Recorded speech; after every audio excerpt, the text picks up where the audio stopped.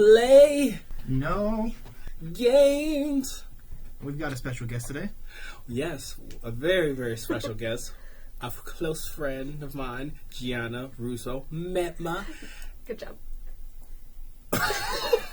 Wait, I actually thank you. That was a really good job. She is a marriage family therapist. One of the best. Oh my gosh. Hey.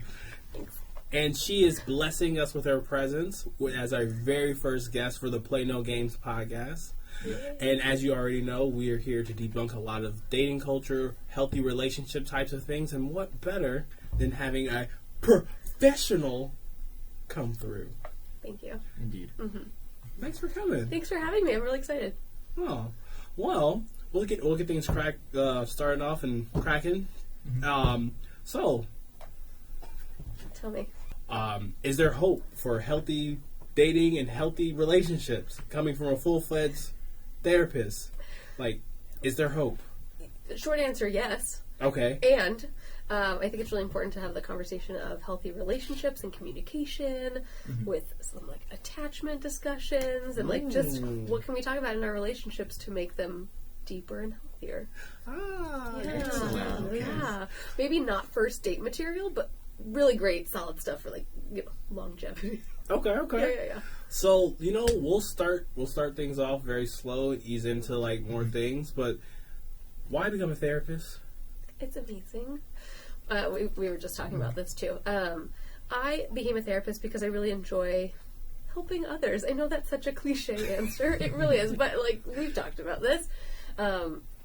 I really like helping others. I like being a person that's non-judgmental, so folks can come to and just discuss what they're feeling. It's not easy for everybody from every family, so I just kind of like being the person that folks can come to. We can't give advice as therapists, but we can help folks along their journey, which I think is really lovely as well. So, yeah, if that helps at all. It's a very short, cliche answer, but it's a lot of why like a lot of us do this work. Fair. To help folks make a better society. That whole thing, Yeah. I can speak towards that. Yeah, you want to help people. Yeah. All right. Yeah. Do you just love to hear people's problems too? I mean, I love it. I do. I know. This sounds. I like getting paid to hear problems all day now. There you go.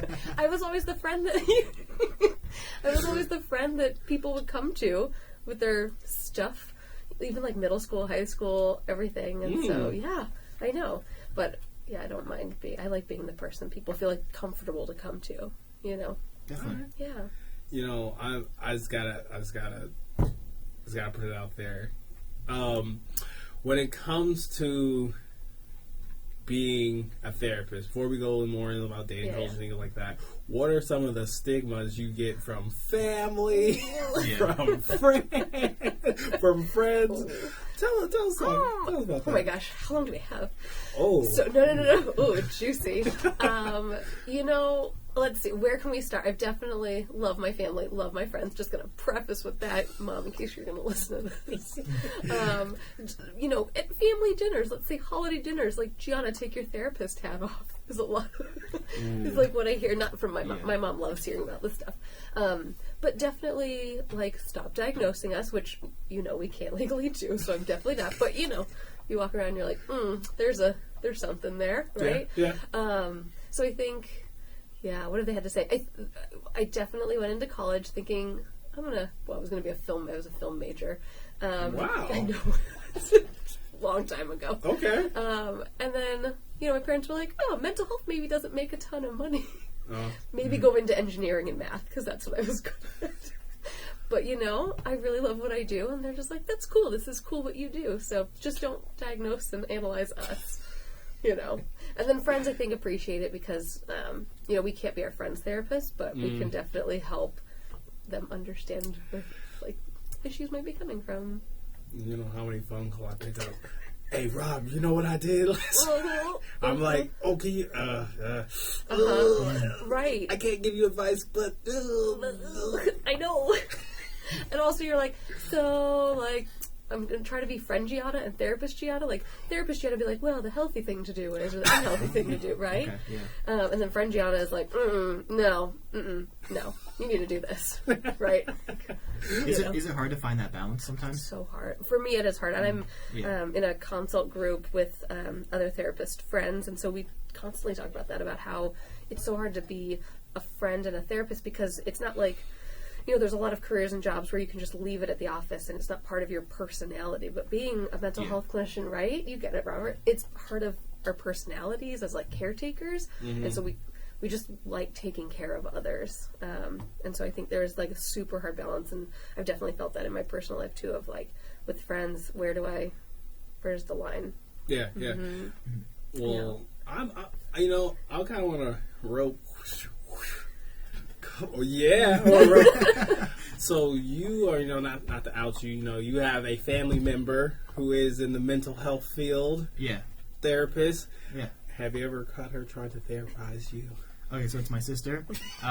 She is not licensed yet, but she passed her licensure exam. She just needs the hours to get her marriage and family counseling license. And all the time. Yeah. We're like waiting for that. It's more like, when isn't she? You have 2 therapists in a room. Right. Yeah. Honest. Can you tell when she's doing it? She's pretty good at hiding it. I'll give her that. But yeah, I mean, definitely like if my parents are having an argument, or like if someone in the family's having an argument and she puts in her 2 cents, I can definitely see where she's coming from. But so we're like Romanian descent, so we're very like a traditional style family. So then she walks a fine line in that too, where she'll throw in some like stuff, she's grown up seeing, grown up culture wise, so she'll understand. So it won't be fully therapeutic, if that's like the right terminology to use. Yeah. But the tea is spilling. Yeah, but no, I mean, she can't help herself. Fair enough. All right. Well, I just at least wanted to like break the ice a little bit with that, because I feel I'm trying to get in the perspective of like people who don't know therapists and they know them from the other side of the couch, and we're actually real people. We're normal. Well, what's normal? But like we're out in the world, living lives. We have our capes in the closet, and we say Mine's definitely got glitter on it for sure. Like an eco-friendly glitter. We're in Portland. An eco-friendly. We're in Portland. I don't. I learned from The Incredibles, no capes, so I can't. Nice. I got my super suit. Super suit. Honey, where is it? Never mind. Inside jokes. I have them tears. Anywho. Oh my. So, I want to just jump straight into it. Just a little bit about your strengths. I know you were talking about attachment styles.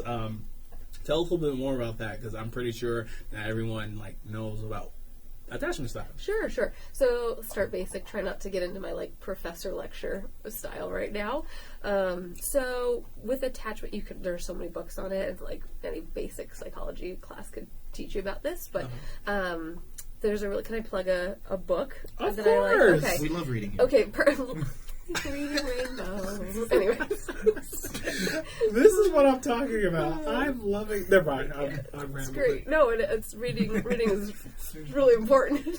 Anyways, so there's this book called Attached, and it's really great. And there's a attachment quiz to go along with it, and you can take it online. And it gives pretty basic attachments. It only gives secure, anxious, and avoidant.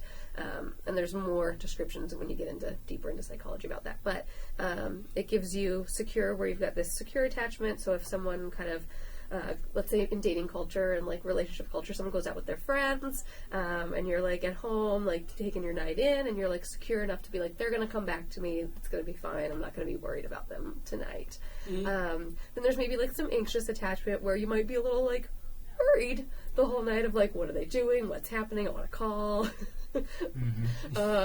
Definitely, right? What's going on? And I don't like the word clingy. I hate the word clingy, but I think that gets attached, no pun intended, attached to anxious attachment. And then avoidant is where we're sort of avoiding problems. We push them under the rug. Everything's fine. It's great. Everything's fine. And that's it's not fine. So a lot of the time we're pointing at each other. Who is which attachment style? I would say I'm definitely, I'm not avoided, but I would say insecure. Yeah, insecure. Yeah, I'm definitely insecure. The insecure attachment, where I'm like, I am like panicky, like worried about like, what is this person? Thank you. I'm anxious. Or I think once more of my trust is like gained with that person, I like develop into the secure. Like, okay, you know, I have an idea of like what this person is going to do. Like, I know their probabilities. Like, okay, this is gonna happen. This is happen. Where I'm like, okay, you got that. But at the beginning, I'm like, where you at? What's she doing? I just want to make sure you're all right. I want to be a man. I want to protect you. I want to protect you. Protect you. It sounds lovely in your heart, but out loud, it's maybe not. Right. Exactly. And I think, just speaking from like my experiences, like as a person who is that, has that, you have to be able to taper that and notice when like you're like blowing up yourself. Or like, oh, that's my stuff, not your stuff. Let me reel that back. Yeah, and that's like attachment in itself, right? Like, so as a therapist, so attachment goes into EFT, which is emotionally focused therapy. I know, we're getting real deep now. Basically, it goes into this noticing what is your stuff and what is your partner's stuff, basically. And like the behaviors and the things we say, the things we do, like our nonverbal communication, can really harm our attachment, like this unmet attachment need. So like, let's say, you know, like walking away during a fight is going to wound someone with an anxious attachment, right? Because you're like, where you're leaving me, this fear of abandonment a little bit, right? And then this person who's avoidant, if you're chasing after them, they're like, I have a loss of sense of control, like I need you to not come after me like this. So they're both feeling these attachment issues way deep down, but like we don't ever recognize that our behaviors are actually causing those things. No, that's isn't it interesting? Well, you know, I'm glad that we're all, you know, getting to know about each other. What about you over there in the corner? Which one are you? I'm definitely the second one, I'd say. And then, kind of like how you said, the more comfortable you get with that person, then I probably become more secure. And I'm like, you know what? They have their life, I have my life. But we share it at points. We see each other at some point. Yeah. That's good. But yeah. That's awesome. I can relate to you, Robert. Oh, thank you. And like, I also refute like the clinginess. Where like I've like, and I you as well. Where like we've like talked about people where like you know, that, like you don't want to be that guy where you're like, who's this girlfriend? Who's that? Or like, nah, like you gotta be chill. And that's the part of like the reeling it in, where it's kind of like, okay, like this is my stuff versus your stuff, and I would just say, you know, just to, you know, keep this going too, where like, I'm just curious, where like, do you think wow, words, for compatibility's sake, do you think if you're secure and secure, like that's a good match, or if you're avoidant, that's good? Exciting. We're doing little combos here. So, I mean, it's, you know, let's like, ideally, it's really helpful if two people are secure in a relationship. That helps a lot. Doesn't mean there's no issues, like, every couple, every partnership, partners, whatever, like everybody's got. Can you say that for the people in the back? Everybody has issues. Everybody has stuff. Thank you. Is that loud? Everybody has stuff, right? Like we were talking about before, like we go through life, like 20, 30, 40, 50 years, and this is just like how we've lived our life. This is like common to us. And then we meet a partner and we're like, oh, your world is different? What do you mean? You were raised by different parents with different backgrounds and lessons? What? And so we come from different places. So we're shocked. I don't know why we're shocked when we like, but that does happen. We're shocked when we meet somebody and we're like, you don't fight this way, or you don't, this is not your way of conflict, or we're like, this is not how you communicate. This is not like your rules around what does infidelity mean? Like, everybody has different meanings, so hence communication importance. But I think, you know, when opposites attract, right? So we see this sort of like anxious avoidant pattern. It's like a pursue or withdraw sort of thing. That's in EFT a little bit, right? Pursue, withdraw. Definitely folks can like be avoidant. Still, like, if you're always avoidant of everything on both sides, like, is anything ever going to get talked about? And then if there's both anxious attachment, like, maybe like all the things are going to be talked about all the time. And that's just like a funny example, but it can be a lot, right? Yeah. I know. I'm sure like being partnered with a therapist is probably a lot, because we talk about a lot of things anyways. So yeah, it's a lot. So you've got a sister, but like the person who probably like lives with the therapist all the time, it's just like, that's a lot. You know, like, I'm actually like, Cos, like you kick it with me a considerable amount of time. Yeah, with you, with my sister. I'm being very gimmicky. How are you feeling about? I feel very supported. Oh, good. I try my best not to damage. No, I know. And honestly, when like you or my sister does, I enjoy it because it's like it's free. Mm-hmm. But it's like, I feel like it's sending me down the right path no matter what you guys are saying, because I also know you guys care about me. So I'm not going to take that for granted. Even if I maybe agree or don't disagree, I'm always going to probably listen and take that advice.